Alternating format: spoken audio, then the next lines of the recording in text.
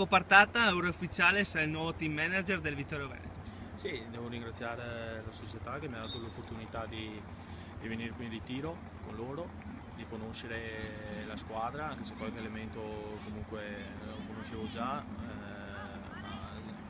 ma è stato comunque importante far questa settimana di ritiro per conoscere un po' tutti. Devo ringraziare Bolzan per l'opportunità che mi ha dato, ma soprattutto Cinzia e la famiglia Fattorel. E niente, adesso stiamo lavorando bene e ci accingiamo a lavorare ancora la prossima settimana. Come vedi le ragazze in questo ritiro?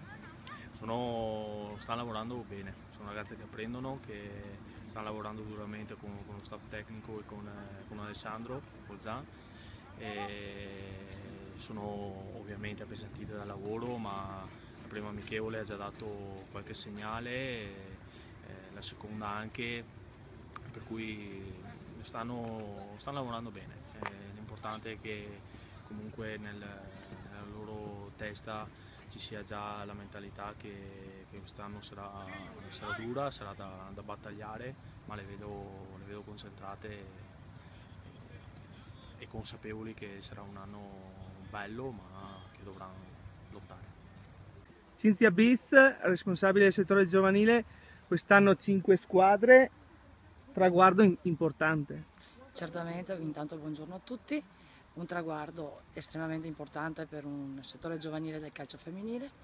Questo traguardo è stato raggiunto grazie a tante persone che mi hanno appoggiato, mi hanno aiutato a crescere a livello di numeri e a livello di tecnica. Ringrazio estremamente Lorena Casagrande, Michela Pastre, Alberto Giust, Domenico Buccolo e Matteo Fattorel, che da quest'anno con le piccole amiche abbiamo fatto la squadra in più e quindi è stato un traguardo veramente importante.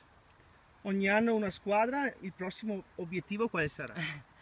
Il prossimo obiettivo, con 5 squadre sono già molte per un settore giovanile femminile, come dicevo prima. Mi piacerebbe molto avere i primi calci, però questo insomma vedremo se riusciamo a fare anche questa nuova squadra. In questo ritiro cosa ti ha colpito delle giovani aggregate? La determinazione, la voglia, l'impegno che ci mettono, hanno veramente voglia di migliorarsi, di crescere e di raggiungere dei bei obiettivi. Credo che con questa mentalità potremo arrivare ad avere belle soddisfazioni. Claudio Tomasin, magazziniere, il lavoro dietro le quinte è sempre importante, soprattutto qui in ritiro. Lavoro impegnativo, semplice rispetto a tutto il resto dello staff. La squadra mi sembra molto migliorata con l'aggiunta di tutte le nuove giocatrici, vedo che si sono integrate benissimo, speriamo bene per il prossimo campionato, almeno di salvarci.